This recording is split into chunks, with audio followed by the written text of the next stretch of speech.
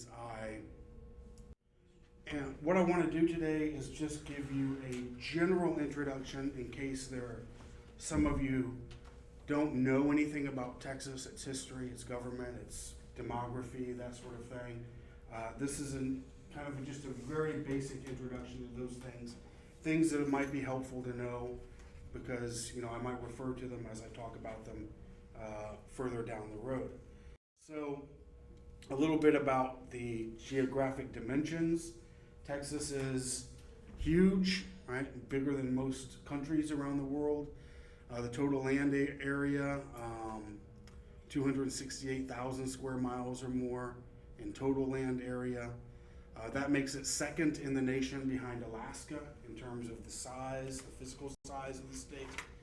The dimensions, 101 miles long, 773 miles wide from east to west. So it's a huge state, like I said, bigger than most countries around the world, in Europe and other places. These are 10 or 20 of the largest cities in Texas, and three of those are among the top 10 nationally. So Dallas and Houston and San Antonio are usually in the top 10. San Antonio surpassed Dallas in this last data that I found. Usually it was like Dallas 4, Houston 5, San Antonio 7 or 8, but San Antonio seems to be growing even more rapidly. Where we are, not nearly as many big cities, but mostly around the Dallas-Fort Worth metroplex. So now a little bitty overview of the history of Texas. Maybe you already know some of this stuff. Maybe you're new to Texas and this is all new to you. So if you've ever heard the phrase Six Flags of Texas or been to the amusement park, this is where that phrase comes from. They have a Six Flags in Mexico. They have a Six Flags, I think, in Florida. I don't know how that makes any sense. Six Flags comes from the history of Texas. And it comes from the idea that 6 nations at one time or another have claimed sovereignty over Texas. Spain, France, Mexico, the Republic of Texas, the United States, and then briefly the Confederate States of America. So a little bit about that history. First, I want to start with Pre-Columbian Texas. Frankly, honestly, this is the part I know the least about, but it's probably one of the most fascinating. You can see some really amazing stuff, but you have to put a lot of effort into it. So Pre-Columbian Texas, or European arrival in Texas, is basically divided into 3 eras: the Paleolithic, the Archaic, and the late prehistoric. And the Paleolithic era starts somewhere around 13,000 years ago. There are lots of remains here in Texas, spear points, and other remains that can be dated back that long. So we know Texas has been inhabited for about 15,000 years. And a lot of those remains belong to a group that they call the Clovis culture. This is named after Clovis, New Mexico, where the artifacts were first discovered, but many have been discovered in Texas as well. They go back 13,000 years, so that'd be about 11,000 BC. And many people thought for a long time this was the oldest group. We just recently, just within the last 5 or 10 years, found older stuff in Texas, near Salado, the city of Salado, close to Waco. They found remains that are 15,500 years old, and not Clovis culture. So it's different and older, which means people have been inhabiting Texas even longer than we thought, and those are fairly new discoveries. The Archaic era, in the Paleolithic era, these hunters and gatherers hunted large animals that no longer exist: cave lions, mammoths, mastodons, giant sloths, stuff you might see in pictures of ancient times. And they hunted those animals into extinction throughout North America and South America. So by the Archaic era, which is about 6,000 BC, those animals are extinct. The climate begins to warm up. You see more bows and arrows for hunting. You see pottery for storing food. In Mexico, further south, they're beginning to cultivate corn, what we now call corn, and gradually that's going to expand into North America, but not yet. And then in the late prehistoric period, which is somewhere around AD 700 to 1500, when Europeans began to arrive, you see a flourishing of cultures, and some of those cultures practice agriculture, mostly maize or corn, but also beans and squash and other things. Some of the cultures that Europeans found when they got here along the coast, Kado Indians, are accounted for or discussed in a lot of European writings. Apaches or proto-Apaches, groups that would, I think Coronado called them the Cerdechos, but we would later know them as the Apaches. He talked about them in the Panhandle area of West Texas. In East Texas, more or less where we are now, the Kado Indians were very prevalent. They settled here around 700 or 800. They cultivated corn and other crops, and they built villages with mounds, which are like earthen man-made temples. And at the top of those mounds, they would have structures for religious ceremonies and other things. And they would also use mounds to bury their dead. And this was a huge culture that spread throughout the Mississippi River area, and we were kind of at the southwest tip or border of that culture, but you can see it here in East Texas. And when Europeans, Spaniards, and French people arrived in the 1500s, they met those Kado Indians, and the Kado Indians actually gave Texas its name. They greeted the explorers with the word, I'm not sure how they pronounced it, Texas or Tejas, and it meant friend. It was just kind of a greeting of peace when they met the Spaniards, and the Spaniards thought they were identifying themselves, so they called them the Tejas or the Texas Indians, and that became the name for the whole state eventually. This picture, I want to say a quick word. I've never seen it in person. Supposedly you have to hike a couple of hours to get to it, but it's in West Texas and the lower Pecos River and some canyons. And about 2,000 to 4,000 years ago, this was painted. It's come to be called the White Shaman for this figure you see in the center. And suppose you can get a sense of it. I know it's probably too small for you to see, but this man is staring at the image that I've magnified here, and it's several feet wide and big. So it's supposedly very kind of awe-inspiring, very impressive if you get to see it in person. So now we get written explorations beginning in the 1500s. On the left is a map, the first map that was made of Texas in 1519 by a Spaniard called Alonso Alvarez de Pineda. He did not land in Texas, as far as I know, but he started off exploring Florida, and then he made a big just circle of the interior of the Gulf of Mexico. And so if you're familiar with the Gulf of Mexico, you can see the Yucatan Peninsula down there, and then Mexico towards the bottom. It looks like a big circle, and then Texas is us, at the top and the northwest. On the right, you see Cabeza de Vaca. He was the first, which means cowhead, but it was an old Spanish name that he was very proud of. So Cabeza de Vaca is the first European to explore Texas on foot and leave a written account. He and some fellow travelers of his were shipwrecked on Galveston Island. They were basically enslaved by the Kado Indians, and they spent about 7 years, he and 2 or 3 others, traveling west gradually across Texas. He became sort of a medicine man. He cured some of the Indians and began to be a little bit prominent and a little bit valued by them. They handed him off from tribe to tribe. And when he finally made it, he traveled west hundreds and hundreds of miles, stumbled upon a Spanish outpost in what's now Sonora, Mexico, I think, and was rescued. This was about 7 years after his shipwreck. He went back to Mexico City, wrote an account of his expedition that you can see today. And he describes the Kado Indians and the other Indians. So it's very fascinating. Now, French Texas is very brief. You notice only 5 years. But it's also very interesting and even a little bit tragic. A famous French explorer named La Salle started, before he came to Texas, was famous for exploring the Mississippi River. He started in what's now Canada, and he explored all the way down to what's now Louisiana. And then somehow he made it, I think he went back up by foot, if I remember right, and then back to France. And then he got the idea of organizing a big expedition, 300 people, 3 or 4 ships. He would bring them back to the mouth of the Mississippi, where New Orleans today, and he would start a French settlement. Well, he didn't understand the geography of the Gulf of Mexico very well, and he ended up landing hundreds of miles to the west in Texas, in the Matagorda Bay, and everything got worse from there.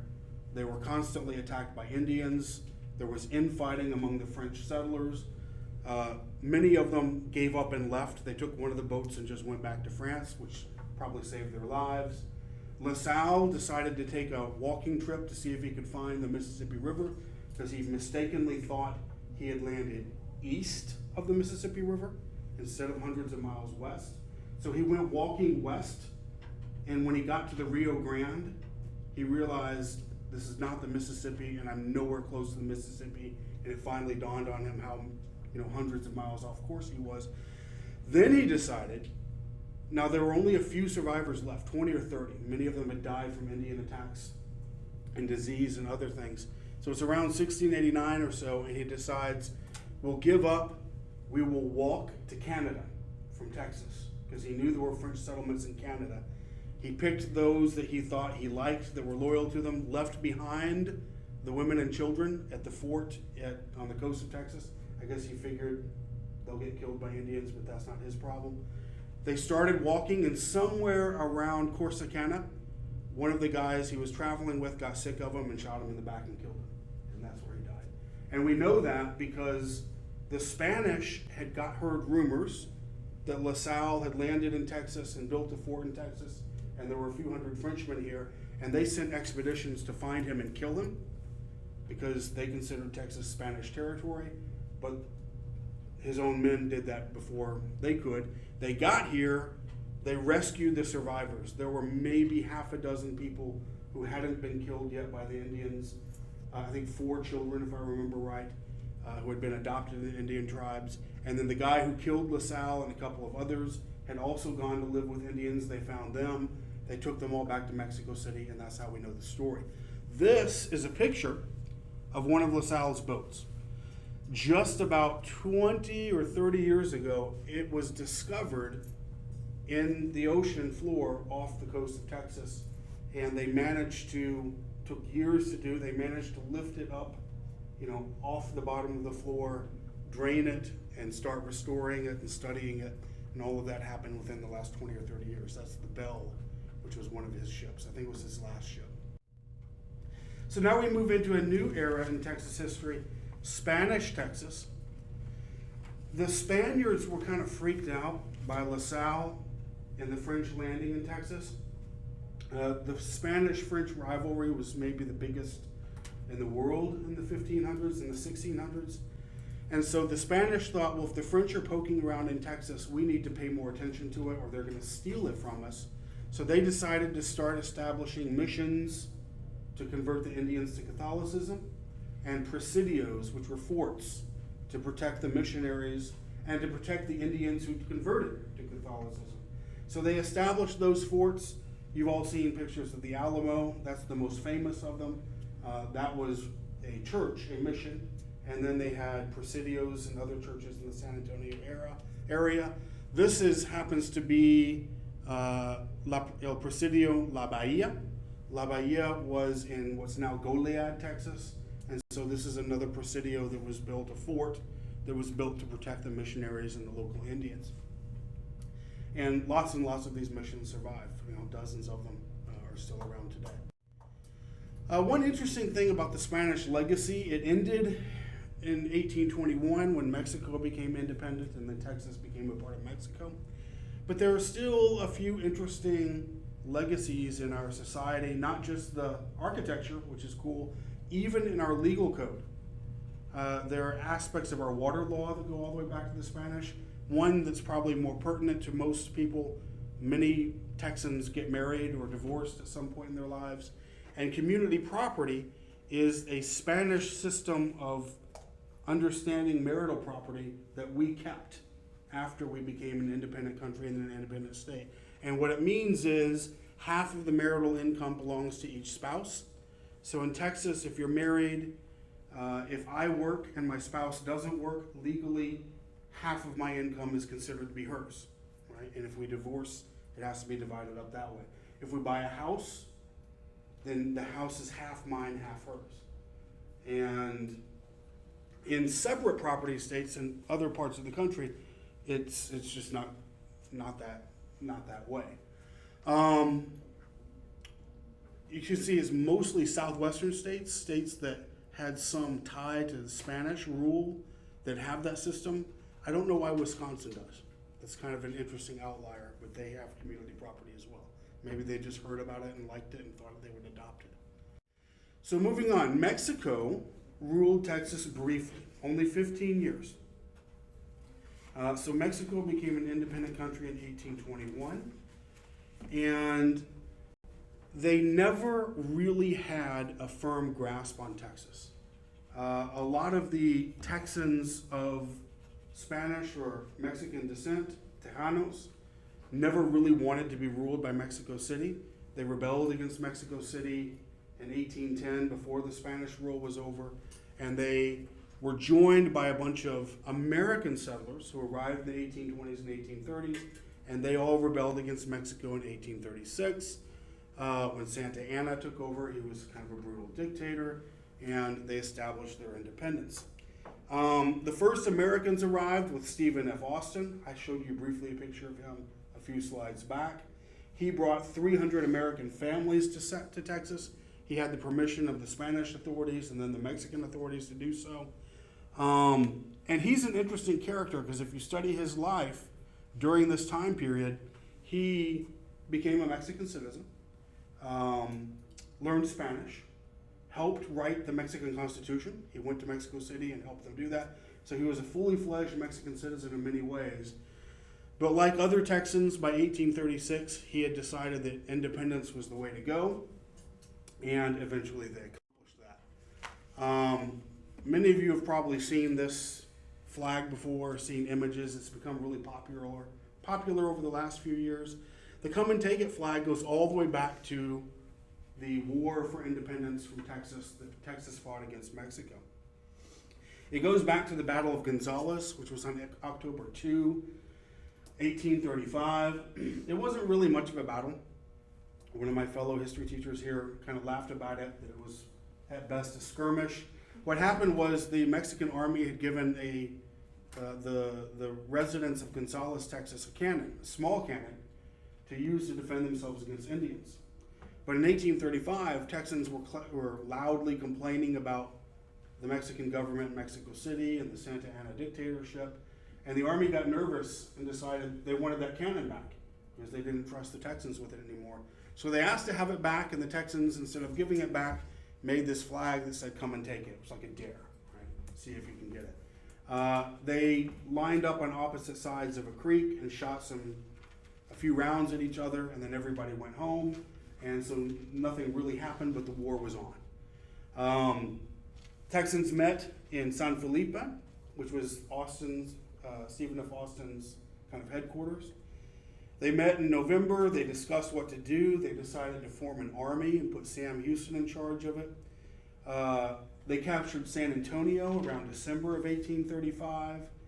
And then Santa Anna invaded with a huge Mexican army in 1836. You all know about the Alamo. There was a 2-week siege. The Alamo fell on March the 6th, 1836. But 4 days before that, on March the 2nd, Texans had decided to declare independence. And so Texas officially became an independent nation on March the 2nd, 1836. The Alamo fell on March the 6th. Texans defeated Santa Anna and his army at San Jacinto on April the 21st of 1836, and Texas became an independent nation and remained an independent nation for about 10 years. It was an interesting period in Texas history.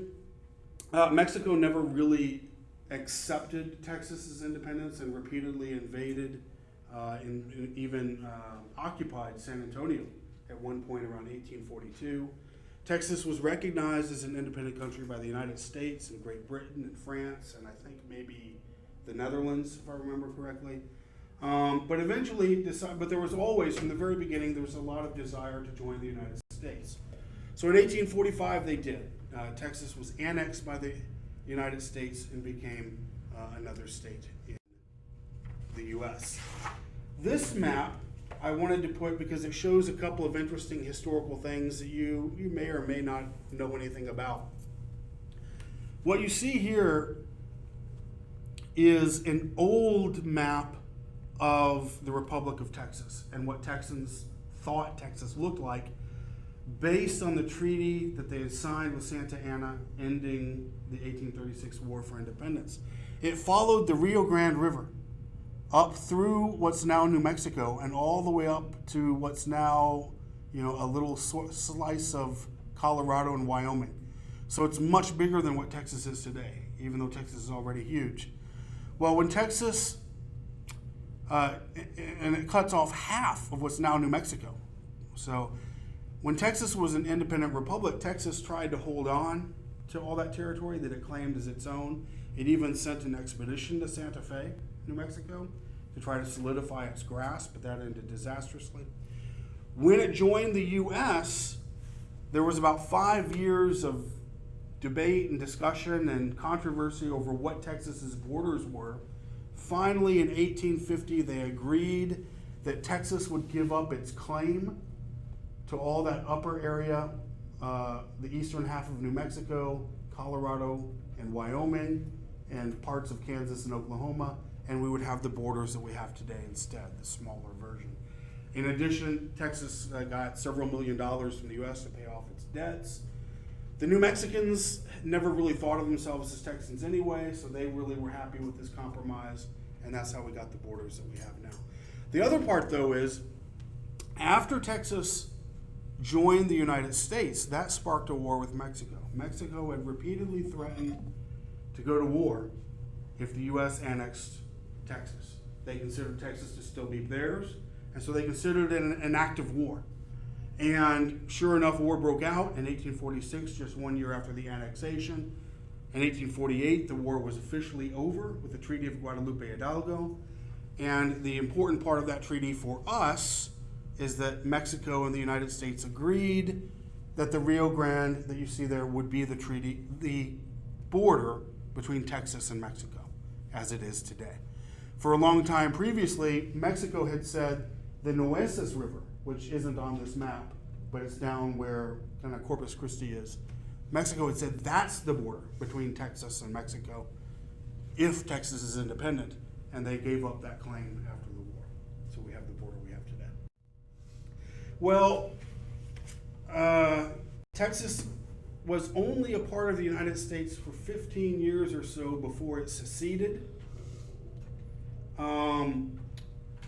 Texas joined the 10 other slaveholding states and seceded from the Union following the election of Abraham Lincoln in 1860. They did this despite the most famous Texas politician maybe of all time, Sam Houston, being against secession and against joining the Confederacy. Sam Houston was the two-time president of the Republic of Texas. He was the general who defeated Santa Anna at the Battle of San Jacinto in 1836. He had then gone on to serve as a senator from Texas when it became a state, and he served as the governor of Texas for 2 terms when it became a state. And he was the governor, and they literally had to kick him out of the office. They had to grab him and throw him out because he was so opposed to secession. But they did that. They got rid of him. He went back to his home in Huntsville and died a couple of years later, and Texas seceded in 1861. It joined the Confederacy just before the war began with the first shots at Fort Sumter. And when the war ended, 4 years later in 1865, it ended unofficially with the surrender of Robert E. Lee on April 9, 1865. But fighting continued in Texas. It took weeks sometimes for word to get around. And in South Texas, they were still fighting a couple of months later. But one very interesting historical event. On June 19, 1865, a Union general named Gordon Granger landed at Galveston, and he brought with him word that the war was over, that Lee had surrendered. And once people realized Lee had surrendered, they knew, okay, it's over, we can quit fighting now.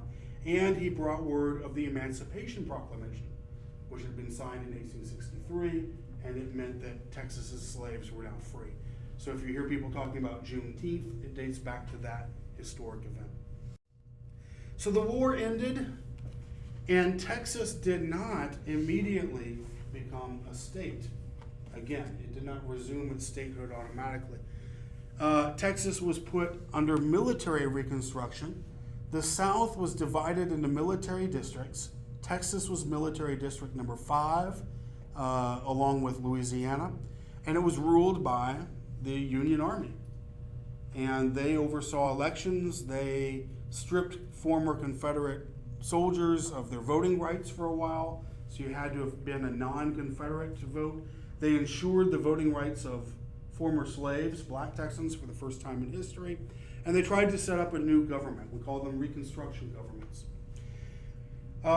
They also funded schools, public schools, for the first time in Texas history. They funded railroad construction and other things that they believed in. In 1870, Texas officially became a state again and rejoined the Union and was allowed to create itself, to rule itself, right, to not be ruled by the Army. That's why you see that date there, March 30, 1870. The second date, January 14, 1873, is when Texas Democrats, who were the party of pro-secession, pro-Civil War, returned to power in Texas. They had won the governorship in 1872 elections. They took office in January of 1873, and in a sense, that's when Reconstruction really ended in Texas, because the old Confederates were back in power, and they remained in power for generations after, you might say. So 1870 marks the official resumption of statehood, and it was after this happened that the new Constitution of 1876 was written, which is the basic law of Texas today, and is the Constitution I'll be referring to in future classes. So a little bit more about, just kind of some trivia about Texas, and also some information about the demographics and the politics of Texas. This is the highest point in Texas, Guadalupe Peak in West Texas. I've never been there, but it's on my wish list of places to go. Texas has 3,700 streams and 15 major rivers. The Rio Grande is the largest. Other rivers, the Pecos, the Brazos, the Colorado, the Red River. Texas has very few natural lakes, but over 100 artificial lakes or reservoirs, like Lake Palestine and others around here, Lake Austin. These are all artificial lakes. Sam Rayburn Reservoir is one of the bigger ones. It's pictured there. Texas is the home to 65 species of mammals, 213 species of reptiles and amphibians, and it has the greatest diversity of bird life in the United States, 590 native species in all. This is a great Texas publication, Texas Parks and Wildlife. The Texas Parks and Wildlife Department, so it's the state government, prints this, and it has lots of really good photos and articles about Texas wildlife. The state bird is the northern mockingbird, seen here. The state fish is the Guadalupe bass, which is actually a rare species of bass. It's restricted to creeks and rivers, including the Guadalupe River, and is often difficult to distinguish from other species of bass like smallmouth. The state flower, everyone surely knows this, is the bluebonnet. There's an old kind of urban legend in Texas that it's illegal to pick them. That's not true. I grew up being told that. Told that we would be arrested if we were caught picking bluebonnets anywhere, and it's not true. Now, if you're trespassing on somebody's property, you might get arrested, but it's for the trespassing, not for the picking. The state insect is the monarch butterfly. And then one of my personal favorites, the state small mammal is the 9-banded armadillo, which you can see on roads everywhere, usually dead in Texas. The armadillo is not originally from Texas, it's from South America, but it started migrating upward 200 years ago or more and reached Texas in the late 1800s and has been here ever since. And it's actually still going north, so it's now reaching northern states as well. During the Great Depression, Texans ate the armadillo. They called it the poor man's pork, and German settlers called it an armored pig. Panzerschwein is their name for it. The large mammal is the longhorn, and this actually, aside from being the mascot for the University of Texas, has a very interesting history. The longhorn is the descendant of wild cattle that escaped from Spanish ranchers in the 1500s. And it went wild, it bred here, and it became a very hardy, very interesting breed. The horned lizard is the state reptile. I don't know, we needed a state reptile, we have one. And the state tree is the pecan. And I've read accounts of early settlers in Texas, Americans who moved here in the 1820s, and said the pecan was so abundant that you need never starve. You might get tired of eating pecans, but they were everywhere and you could eat as much as you wanted, and that's how kind of prevalent they were. State food, chili. This picture shows chili without beans, which is something people like to fight over. Oh, there we go. I thought I skipped this one. Has anyone ever played 42? Yeah? Good. Awesome. That's a Texas game. I didn't know it. I played it too with my grandparents when I was growing up. It was invented in Texas. And the story is they were in a small town, some boys, in central Texas. And the local area was very conservative. And they were told that playing with cards was sinful. And so they decided to take dominoes, which wasn't sinful, I don't know, and play basically card games with dominoes because they could get away with that. So they invented 42, and it's a popular Texas game to this day. The Texas population is about 29 million people, second in the nation after California. Ignore the median household income figure. I have more up-to-date figures now. But we're about middle of the pack in terms of other states in density, population density, and income. Notice 84.7% of Texans live in urban areas and 15.3% in rural areas. That has been the trend for the last 150 years, has been for Texas to become gradually more and more urban and less rural. This shows Texas's population growth since 1850. And you can notice that the population growth is strong every single decade. Like the one decade where it's the weakest is 1930 to 1940. The population only grows 10.1%. That's because of the Great Depression and the Dust Bowl and all that stuff that was happening in the Panhandle area.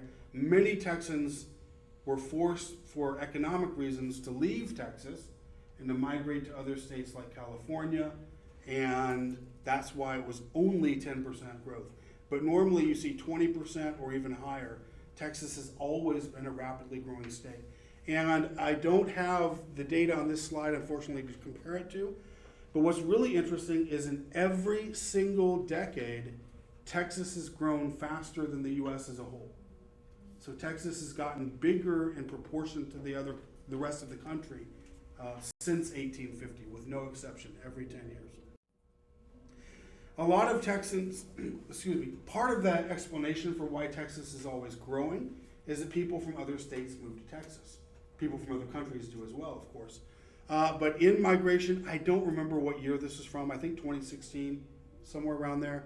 You can see most of the people who move to Texas come from California, but also significant amounts from Florida, Oklahoma, Louisiana, Illinois, Colorado, and Arizona. A little bit about the ethnicity of Texans. Again, this is fairly recent data, so this is pretty good, but a plurality of Texans, meaning not a majority, but the largest group, very slightly, continues to be white Texans or Anglo-Texans, technically according to the census. Non-Hispanic whites is what they're called. Those who identify as Hispanic or Latino are now in second place, but it's almost virtually tied at 39.3%. The proportion of African Americans in Texas has been pretty constant for the last several decades, around 10, 11, 12%. Another interesting story demographically is that the proportion of Texans who are Asian has been growing really rapidly. If you look back 50 years ago, it was 1% or less. Now it's 6%. And in fact, the fastest growing demographic group in Texas is Asians, not anyone else. The only thing that's kind of interesting to me about this chart on this slide is it didn't have anything about biracial people. So I added that down at the bottom. About 17.6% of Texans consider themselves to be biracial or multiracial. And that is also a very, very fast growing group. One of the big stories of Texas demographics is the growth of its Hispanic population in recent decades. You can see in 1960, Hispanics were about 15% of Texans, and in 2020, over 39%. And of course, if it hasn't happened already, within a decade or two, the plurality of Texans will be Hispanic. In 2001, 2002, so 20 years ago, Hispanic students outnumbered white students for the first time. So that means the young age of Texans that were predominantly Hispanic. And Texas has been a majority minority state since 2004, meaning whites haven't been, there has been no one group that was over 50% of the population.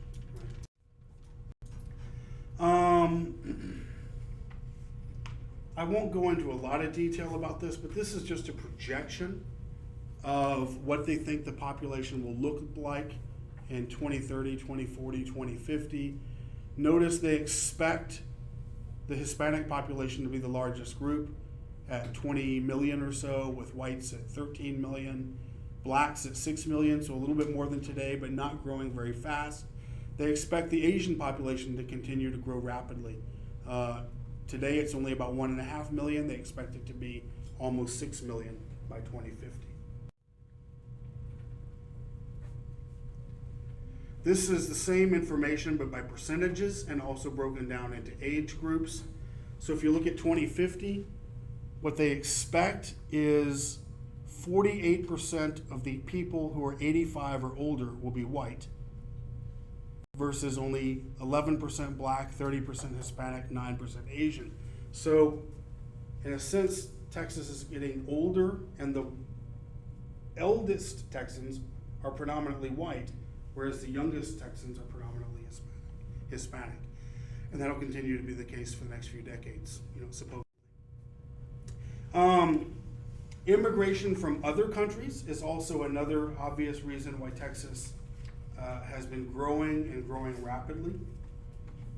So this data is 5 or 6 years old, but I think it's still probably very accurate. The largest country of origin for immigrants to Texas is Mexico. 55% of the Texans who are born in foreign countries were born in Mexico. In second place is India. El Salvador is in third place, Vietnam in fourth, and China in fifth. And as of 2018, which is the most recent that I have data for, the number of Texans who were born in foreign countries was 4.9 million, about 17% of the Texas population. So you could say roughly 1 in 5 Texans was born in some other country. English, not surprisingly, is the language that most Texans speak at home, but Spanish in second place has 29%. Now this is their old data, but again, probably fairly accurate still. The Spanish number has probably gone up, in fact, and the English number has probably gone down, but Spanish is clearly still in second place. And then you have an assortment of other languages behind those. 77% of Texans consider themselves to be Christian, and among those, 50% are Protestant, 23% Catholic. Unaffiliated is an interesting number. That means the number of Texans who don't have a religion at all. This number has skyrocketed in recent decades. If you had asked this question 30 years ago, excuse me,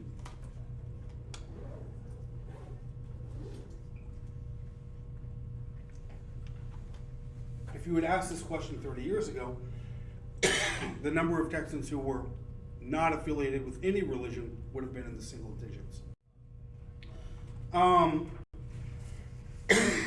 Party identification by religious affiliation is an interesting thing to look at.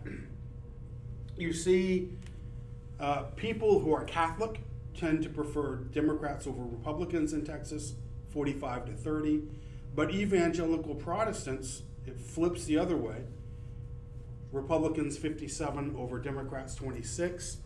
People who belong to historically black Protestant churches overwhelmingly prefer the Democratic Party, 75 to 12. Mainline Protestants, a slight preference for the Republicans. But then look at the unaffiliated group. Again, this is people who have no religion. They are almost 2 to 1 in favor of the Democratic Party over the Republican Party. And the unaffiliated people are young people. The younger the Texan, the more likely they don't have any religious affiliation. The older the Texan, the more likely they do have a religious affiliation. A little bit about the Texas economy. As of 2021, Texas had a gross state product of $2 trillion, which was the second highest in the United States behind California. And this is the part that I really want you to remember. If Texas was a sovereign state, if it was its own country, it would have the 10th largest economy in the world.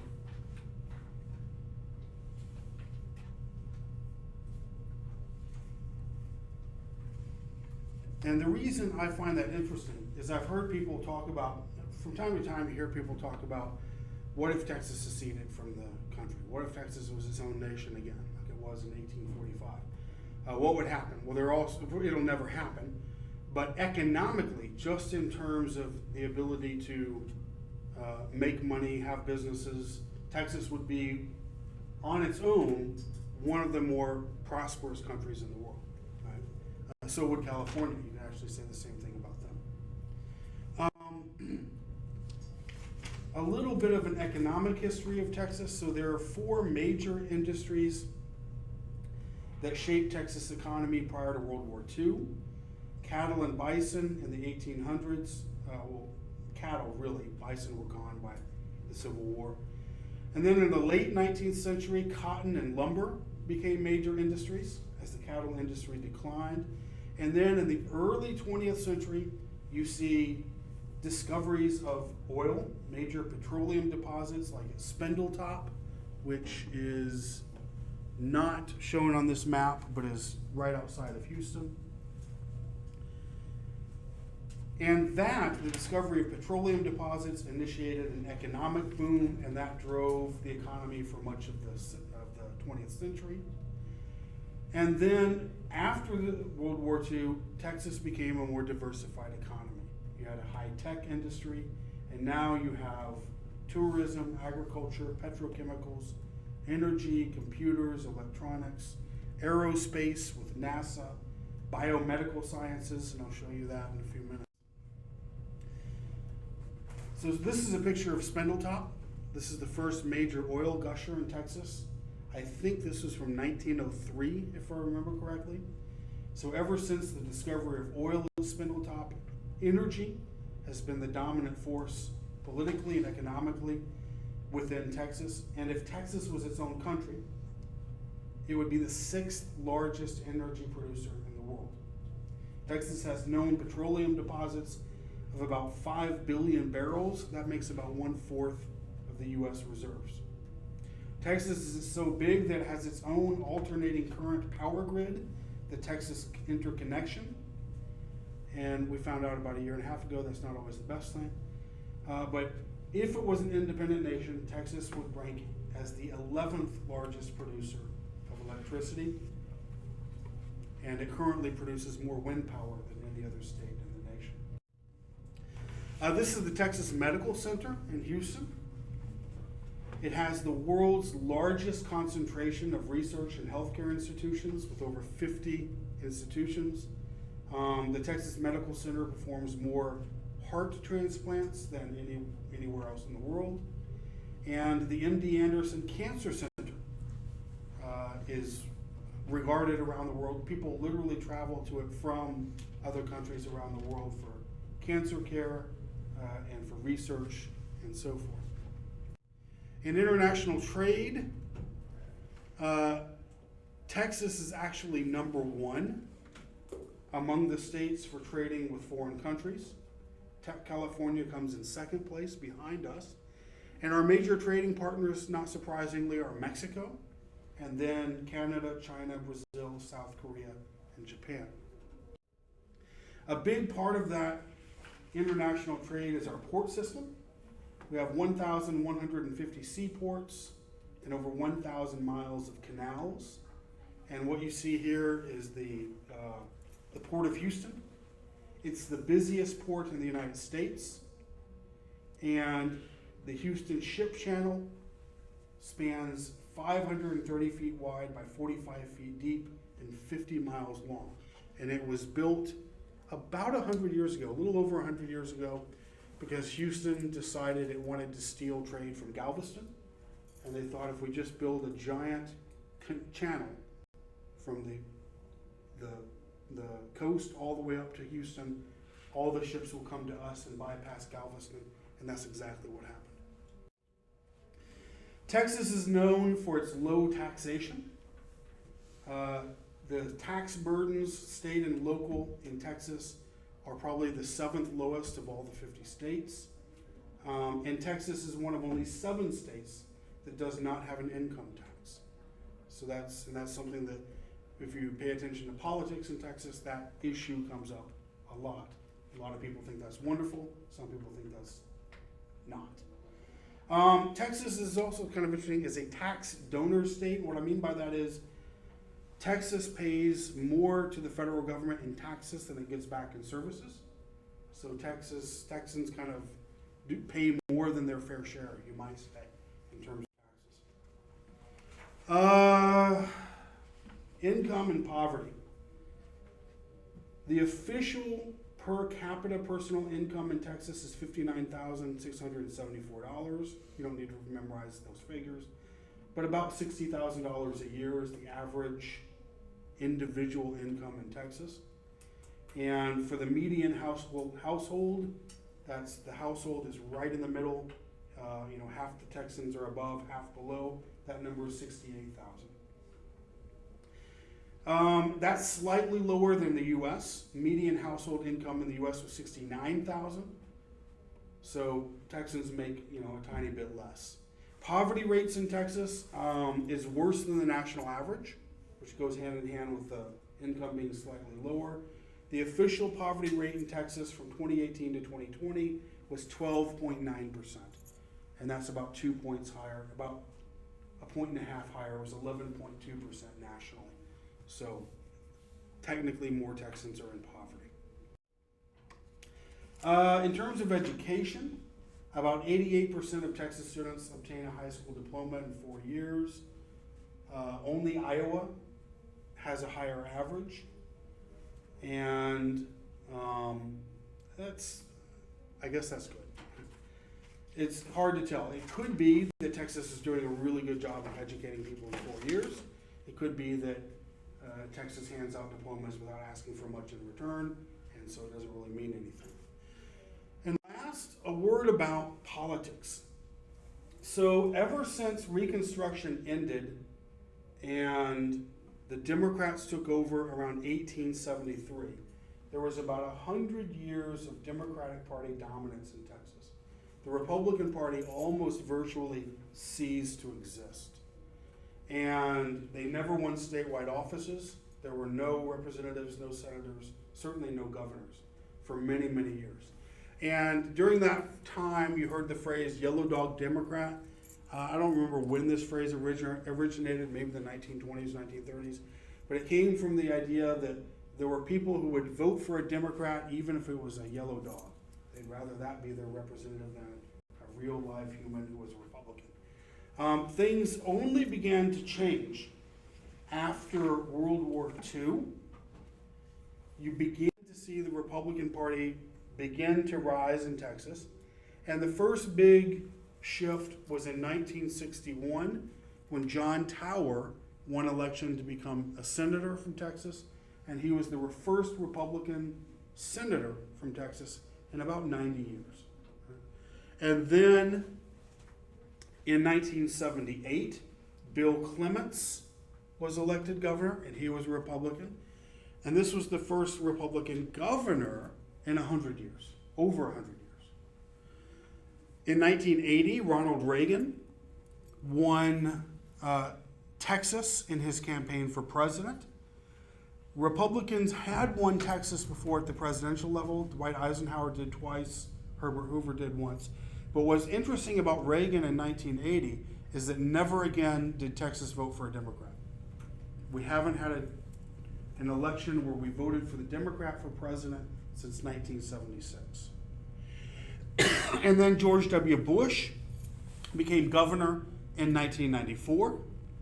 And again, what's interesting about that is his election marks a shift. He defeated Ann Richards, and she was the last Democratic governor. So it's been over 30 years since we had a Democrat win an election for governor. That's it. I'll see you next week.